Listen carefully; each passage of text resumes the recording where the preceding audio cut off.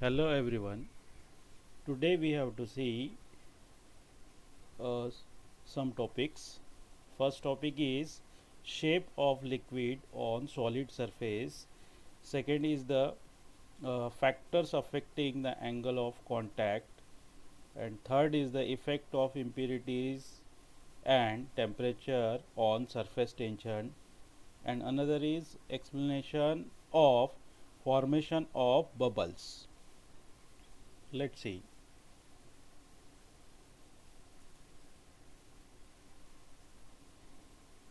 First topic, shape of liquid drop on solid surface. Means here we have to study the condition of liquid drop. Means इसका मतलब क्या होता है कि liquid drop जो equilibrium condition में रहता है तो उसमें जो टेंशन एक्ट होते हैं, ठीक है, तो हर एक ड्रॉप के बारे में हमें देखना है। ठीक है, तो देखिए, when a small amount of liquid is dropped on the plane solid surface, the liquid will either spread on the surface or will form a droplet. देखो, यहाँ पे ये लिक्विड हमने सॉलिड सरफेस में रखा है तो वो देखो थोड़ा सा यानी स्प्रेड हो गया इस टाइप का। और देखो यहाँ पे क्या बोला है, स्प्रेड ऑन द सरफेस और विल इट फॉर्म ड्रॉपलेट। एक तो स्प्रेड होगा या फिर वो ड्रॉपलेट फॉर्म करेगा। Which phenomena will occur depend on the surface tension of liquid. ये किसके ऊपर डिपेंड करता है? सरफेस टेंशन के ऊपर of liquid and angle of contact between the liquid and solid, and angle of contact between the liquid and solid. अब देखो यहाँ पे ये डायग्राम इसके बेसिस में बनाई है मैंने, इसके बेसिस में ये डायग्राम बनाई है। यहाँ पे ये सॉलिड सरफेस है और ये क्या है? Liquid surface. ये क्या है? लिक्विड है और ये क्या है? एयर है। ठीक है, तो यहाँ पे ये जो है इसके कंपोनेंट्स है। यहाँ पे अगर मैं ड्रॉ कर दूँ तो ये कंपोनेंट है T3 का, और यहाँ पे T3 का ये एक कंपोनेंट है। स्टेट T बना, 1 मिनट।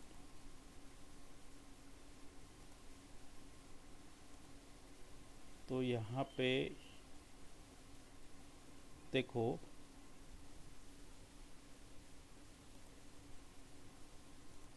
हाँ, देखो ये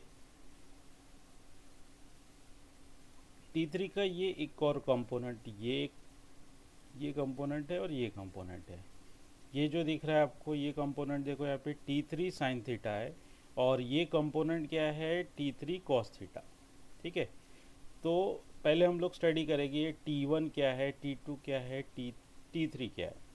ठीक है, और इंटरफेसेस देखेंगे, solid liquid, liquid air, air solid, ऐसे इंटरफेसेस है। देखो यहाँ पे क्या बोला है, let theta be the angle of contact for the given solid liquid pair. T1 equals to force due to surface tension at liquid solid interface। Liquid solid interface यानी ये दो इंटरफेस, ये, ठीक है, ये आपका क्या है? T1 है। क्या है? T1। ये इंटरफेस क्या है आपका? लिक्विड सॉलिड का T1। दूसरा T2 क्या है? Force due to surface tension at air solid, air solid यानी ये एयर सॉलिड। ये है आपका T2। ये टेंशन किसके बीच में है? एयर सॉलिड के बीच में, ये इंटरफेस हो गया। ठीक है, तो अब उसके बाद जो दिया है T3, force due to surface tension at the air liquid interface. ठीक है, मीन्स एयर और लिक्विड का इंटरफेस है इसमें। ये किसके लिए है? T3 के लिए। किसके लिए है ये? T3 के लिए। ठीक है, तो ये इंटरफेसेस याद रखना। ठीक है, ये जो टेंशन क्रिएट हुआ है ये सॉलिड और लिक्विड के लिए। ठीक है, और ये जो टेंशन क्रिएट हुआ है वो एयर और सॉलिड के लिए, और ये जो टेंशन क्रिएट हुआ है वो एयर और लिक्विड के बीच में। ठीक है, तो ये forces due to surface tension है। ठीक है। As the force due to surface tension is tangential to surfaces, क्या बोला है, forces due to surface tension, ये टेंजेंशियल है, जैसे ये है, ये एरो दिख रहा है और ये है, तीनों भी क्या है, टेंजेंशियल है। Tangential to the surfaces in contact the directions of T1, T2, T3 are as shown in figure. ठीक है, आपको दिख रहे हैं tangentials T1, T2, T3 for equilibrium of drop. Equilibrium यानी एक इक्विलिब्रियम कंडीशन में ड्रॉप अगर रहता है तो उसमें जो फोर्स एक्ट हो रहा है, ठीक है। तो अब देखो यहाँ पे ये डायग्राम देखो, इसमें T3 cos थीटा और T1 ये एक डायरेक्शन में, मीन्स इन दोनों का क्या हो जाएगा, सम। उसके अपोजिट डायरेक्शन में क्या है, T2, मीन्स आपको क्या मिलेगा, T2 equals to T3 cos theta, T3 cos theta, cos theta plus क्या मिलेगा आपको, T1।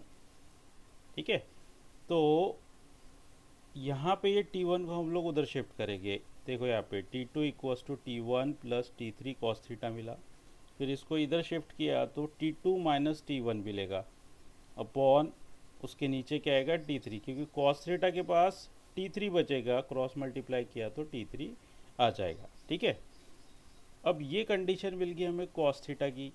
ठीक है, ये cos थीटा की कंडीशन मिली, cos theta equals to T2 minus T1 upon T3। यही फार्मूले का हमें यूज़ करना है कंडीशन चेक करने के लिए। ठीक है, from this equation we get the following cases. पहला जो केस है, if T2 greater than T1, यानी ये किसका, एयर सॉलिड का जो इंटरफेस है, ये यहाँ पे ही जो फोर्स एक्सर्ट हो रहा है, ये लिखा है ना, force due to surface tension, ये ग्रेटर रहेगा एज कंपेयर टू T1। तो क्या होगा, ये कंडीशन हमें देखनी है। तो इसमें क्या होगा, T2 ग्रेटर है, मीन्स T2 माइनस T1 होगा, लेस देन T3, मीन्स यहाँ पे cos थीटा क्या रहेगा, पॉजिटिव। cos थीटा क्या रहेगा, पॉजिटिव, क्योंकि यहाँ पे जो एंगल फॉर्म हो रहा है, यहाँ पे ये जो एंगल फॉर्म हो रहा है, ठीक है, मीन्स यहाँ पे क्या बोला है, cos थीटा इज पॉजिटिव, यानी वो लेस देन क्या है, 90 है, लेस देन क्या है, वो 90 है। The angle of contact theta is acute as shown in figure A, यानी ये एंगल क्या रहेगा आपका, एक्यूट एंगल, क्योंकि वो लेस देन 90 है। तो अब दूसरा कंडीशन देखेंगे, if T2 less than T1 and T1 minus T2 less than T3। अब ये केस हो गया कि इसमें देखिए डायग्राम में T2 लेस हो गया, मीन्स अब ग्रेटर क्या है, T1, यानी सॉलिड लिक्विड इंटरफेस क्या है, greater as compare to T2। तो वहाँ पे क्या आएगा, T1 माइनस T2 आएगा, T1 minus T2 less than T3, means cos theta यहाँ पे क्या हो गया, मोर देन क्या रहेगा, 90, मोर देन 90 है। मान लो कि cos थीटा, cos 180, cos 180 क्या होता है, cos 180 होता है -1, मीन्स आपको ये जो वैल्यू मिली है, जो भी वैल्यू मिलेंगी अबव 90, जो एंगल फॉर्म होगा वो आपको क्या मिलेगा, negative. cos theta is negative, the angle of contact क्या हो जाएगा, फिर वो ऑब्ट्यूज। ठीक है, तो ये डायग्राम देखो, यहाँ पे ये जो एंगल ऑफ कॉन्टैक्ट फॉर्म हुआ है, ये क्या है, मोर देन 90, ये तो एक्चुअल में ये 90 है आपका, ये तो मोर देन 90 हो गया, मीन्स एंगल क्या फॉर्म होगा यहाँ पे, ऑब्ट्यूज। ठीक है, जो पहला जो केस था वो किसके लिए था, हमारा केरोसिन के लिए, और हम डर्टी वाटर भी बोल सकते हैं उसको। दूसरा जो केस है, जैसे ये थोड़ा स्प्रेड हो गया है, ठीक है, डर्टी वाटर ये स्प्रेड हो गया है, बट मर्क्यूरी स्प्रेड नहीं हुआ, वो स्पेरिकल शेप फॉर्म करता है। ठीक है, अब तीसरा जो केस है, ये pure clean glass and clean water का, if T2 minus T1 equals to T3, इस केस में थीटा की वैल्यू क्या हो जाएगी, एंगल ऑफ कांटेक्ट आपको पता है क्लीन ग्लास और क्लीन वाटर का कितना होता है, 0, means theta is nearly equal to 0। अगर कॉस 0 है तो ही यहाँ पे वैल्यू क्या मिलेंगी आपको 1। तो आपको कंडीशन क्या मिलेगी, T3 यानी T2 minus T1 equals to T3। ठीक है, ये केस हो गई तीसरी हमारी clean glass and clean water का। उसके बाद दिया है फोर्थ कंडीशन, ये पॉसिबल नहीं है इक्विलिब्रियम कंडीशन में। जैसे आपने देखा यहाँ पे ये जो भी लिक्विड लिया आपने केरोसिन लिया, थोड़ा स्प्रेड हुआ, उसके बाद मर्क्यूरी ने स्पेरिकल शेप फॉर्म किया। ठीक है, और यहाँ पे क्या हुआ है, कॉस थीटा इक्वल्स टू 1 लिया, मीन्स यहाँ पे एंगल ऑफ कांटेक्ट आपको कितना मिला, 0। ठीक है, और अब जो लास्ट केस है इसमें क्या बोला है, T2 minus T1 which is greater than T3। T2 minus T1, यहाँ पे देखो T2 माइनस T1 ये केस थी आपकी, ये सबसे पहले वाली, ये देखो T2 minus T1 less than T3 था। यहाँ पे क्या हो गया, T2 माइनस T1 क्या हो गया, ग्रेटर हो गया, यहाँ पे ग्रेटर हो गया। अब इस कंडीशन में क्या होगा, और T2 greater than T1 plus T3। तो यहाँ पे मेरे को बताओ, कॉस थीटा कभी 1 से ग्रेटर नहीं हो सकता, क्योंकि कॉस की जितनी भी वैल्यू है, एक तो हम लोग को क्या मिलेगी 1 या फिर -1, बट उससे ग्रेटर कभी नहीं मिलेगी। तो ये कंडीशन पॉसिबल नहीं है। ठीक है, which is impossible, the liquid spreads over the solid surface, यानी लिक्विड स्प्रेड होगा, ये कंडीशन सेटिस्फाइड नहीं कर रही, पूरा स्प्रेड होगा करके over the solid surface and drop will not be form. ठीक है, यानी कुछ ना कुछ कंडीशन तो फॉर्म होंगी।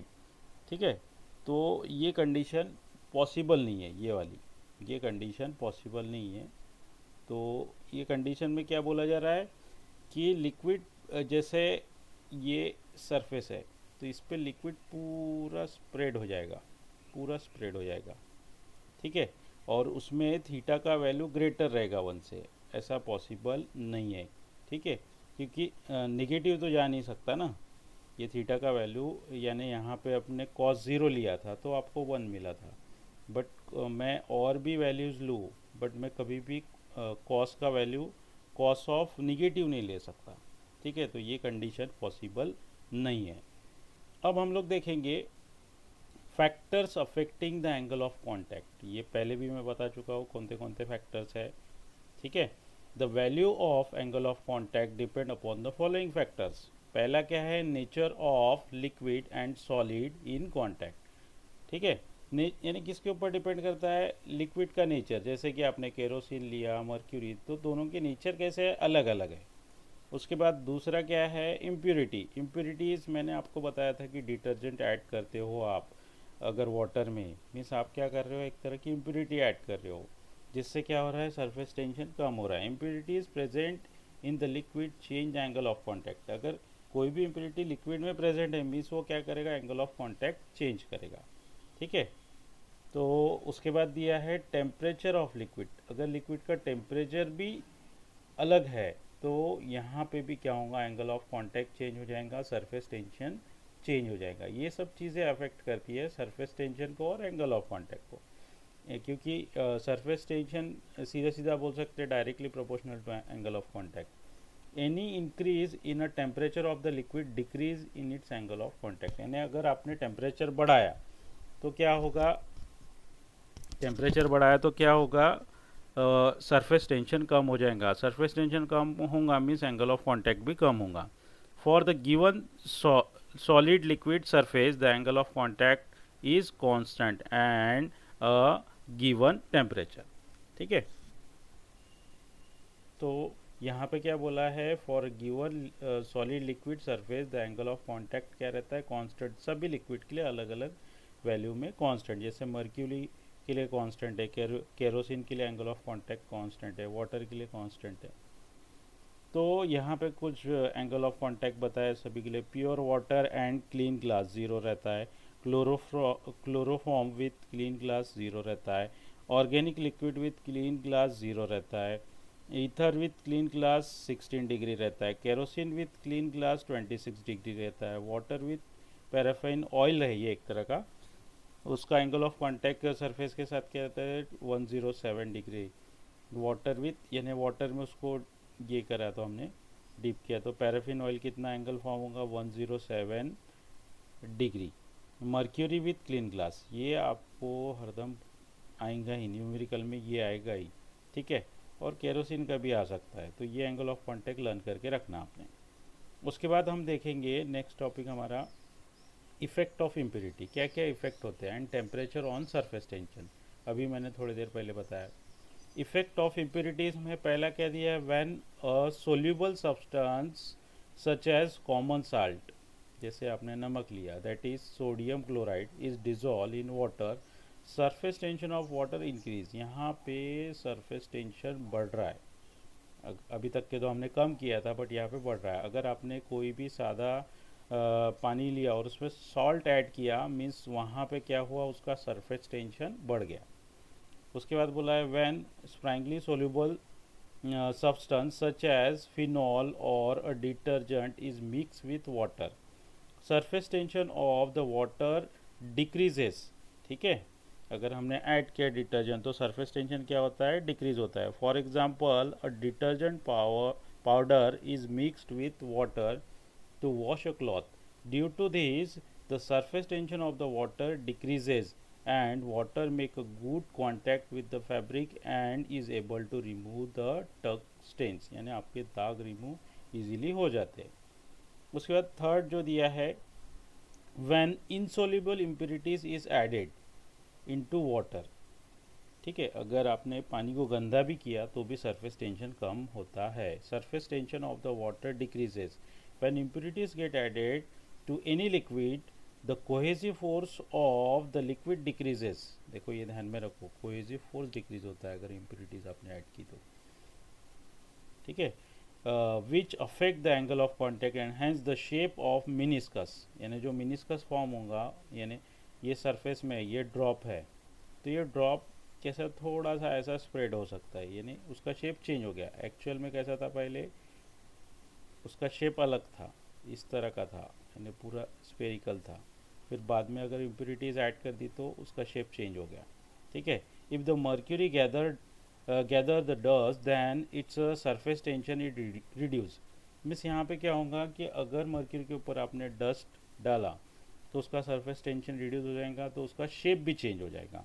It does not form a spherical drop unless the dust is completely removed, अगर जब तक के हम लोग डस्ट रिमूव नहीं करते तब तक के क्या होगा, वो completely क्या बोला है यहाँ पे, unless the dust is completely removed, यानी जब तक हम लोग डस्ट नहीं निकालेंगे तब तक के वो अपना स्पेरिकल शेप फॉर्म नहीं करेगा। उसके बाद दिया है इफ़ेक्ट ऑफ टेम्परेचर, टेम्परेचर के बारे में मैं शॉर्ट में बता दूँ कि अगर जैसे जैसे आप टेम्परेचर बढ़ाते हो, ठीक है, यानी वाटर को बॉईल करते हो तो क्या होता है, उसका सरफेस टेंशन रिड्यूस हो जाता है। In most liquid as the temperature increases the surface tension decreases. For example it is suggested that new cotton fabric should be wash in cold water, in this case water does not take a good contact with the fabric due to high surface tension, क्योंकि surface tension ज़्यादा होता है सादे पानी में, अगर boil करते हो तो इजीली हम लोग डेंस निकाल सकते हैं, दाग निकाल सकते हैं। The fabric does not lose its colour because of this, means hot water is use to remove a tuck stain on fabric because of its lower surface tension.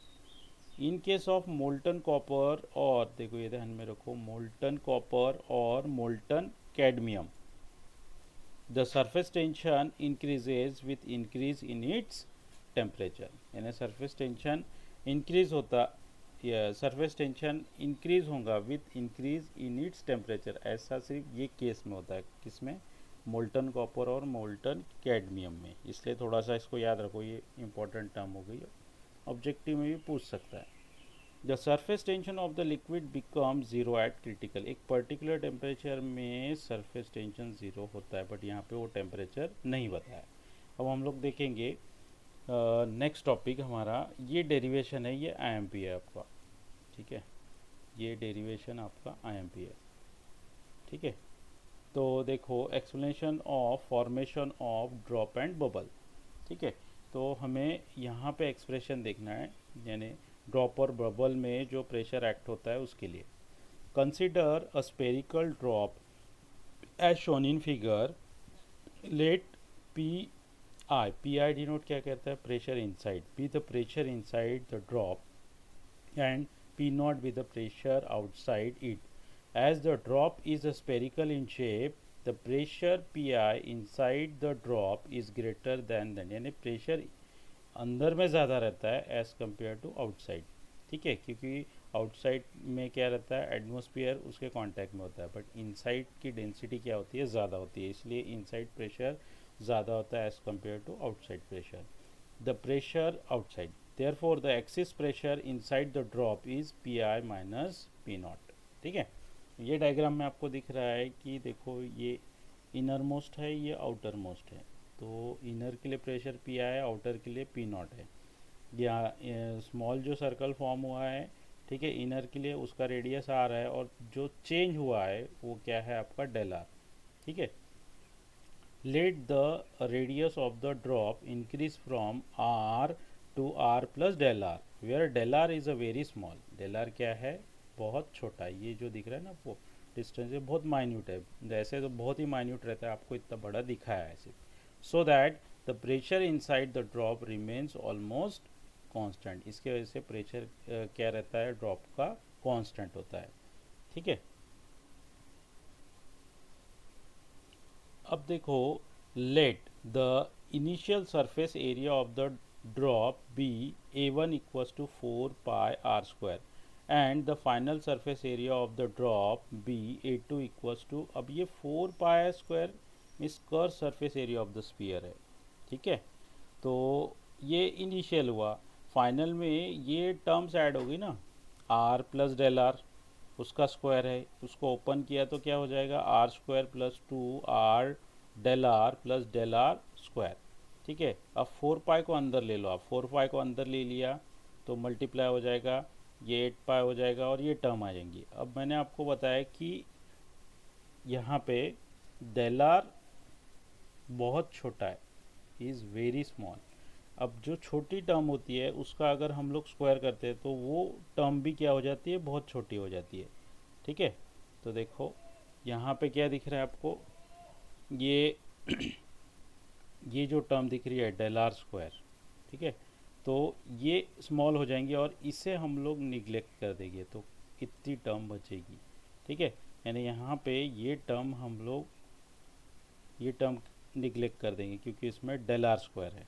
तो देखो यहाँ पे क्या बचा, A2 equals to 4 pi are square plus 8 pi are del R, ठीक है।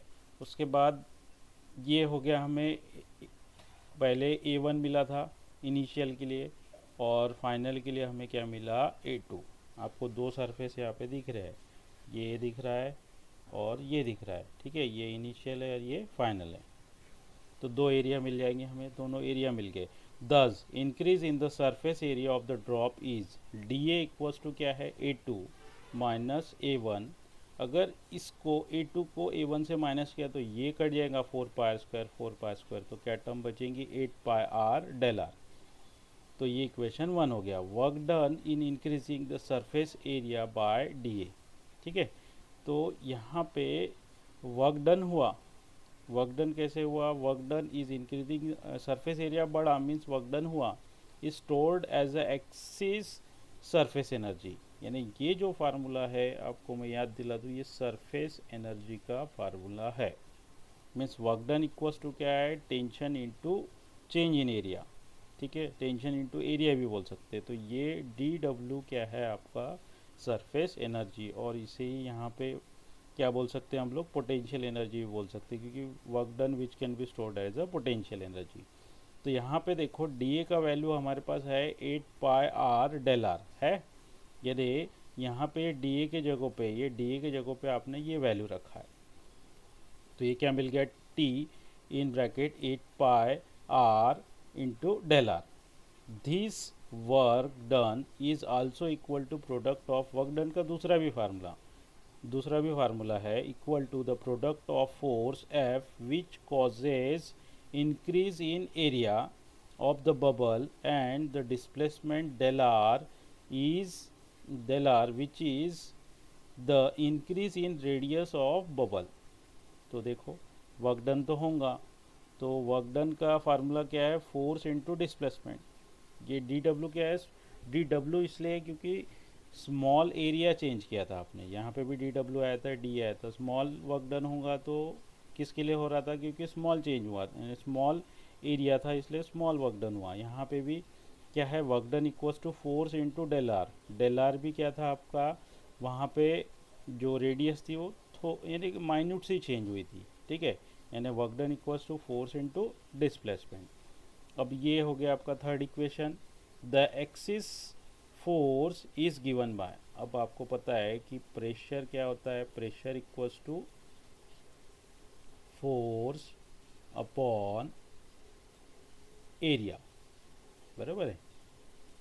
तो force equals to क्या हो जाएगा, फिर फोर्स इक्वल्स टू क्या हो जाएगा, फोर्स इक्वल्स टू क्या हो जाएगा, प्रेशर इनटू एरिया, वही यहाँ पे बताया गया है। देखो the excess force is given, axis यानी फोर्स इक्वल्स टू क्या हो जाता है, एक्सिस प्रेशर इनटू एरिया। दिख रहा है आपको, ये प्रेशर है और ये एरिया, ठीक है। तो फोर्स इक्वल्स टू क्या हो जाएगा, पी नॉट यानी P I minus P naught 4 pi are square, ठीक है। तो यहाँ पे एक्सिस प्रेशर क्या लिया है हमने, pressure inside minus pressure outside, और surface area of the sphere क्या होता है 4 pi are square. Equating equation 2 and 3, 2 और 3 को इक्वेट करो, ठीक है। इन दोनों को इक्वेट किया हमने, तो वहाँ पे ये एफ़ की वैल्यू भी रखनी है, यानी ये एफ़ जो दिख रहा है इसके जगह पे ये वैल्यू रखनी है आपको, ठीक है। तो वो भी हमने रख दी, देखो ये फोर्स की जगह पे रखी है ये वैल्यू, ये दिख रहा है आपको। इन दोनों को तो इक्वेट किया 2 और 3 को, ठीक है, उस पर फोर्स की वैल्यू रखी है हमने, ठीक है। फोर्स की वैल्यू ये दिख रही है, फोर्स की इंटू डेल आर। अब इसमें से क्या क्या कट रहा है, डेल आर, उसके बाद एक आर, पाई पाई, फिर 4 से इधर 2 ज़ा हो जाएगा। तो आपको आंसर क्या मिला, क्रॉस मल्टीप्लाई करके P I minus P naught equals to 2t upon R. ये इक्वेशन हमें किसके लिए मिला है, ड्रॉप के लिए। This equation gives the excess pressure inside a drop, ठीक है। ये expression pressure due to inside a drop के लिए दिया है। इसी को हम लोग अनदर क्वेश्चन जो पूछता है आपको, Laplace law of spherical membrane, derive the expression for Laplace law of spherical membrane, ऐसा क्वेश्चन आता है 3 मार्क्स के लिए। तो यहाँ तक के लिखना है। अब हमें सोप बबल के लिए देखना है। In case of soap bubble there are 2 free surface. So bubble को क्या, बबल कैसा रहता है, उसको 2 फेसेस होते हैं, कि इनसाइड होता है एक आउटसाइड, क्योंकि वो होलो होता है।